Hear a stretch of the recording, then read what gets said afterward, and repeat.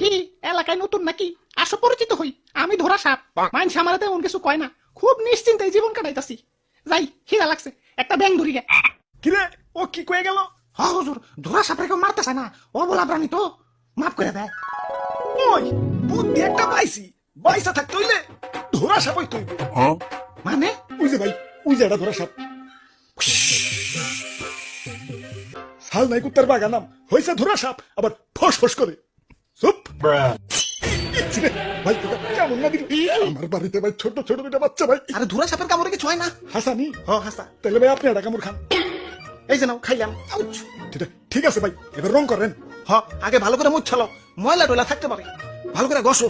বিসমিল্লাহ। আরে ভাই ভিতরে যে অন্য কালার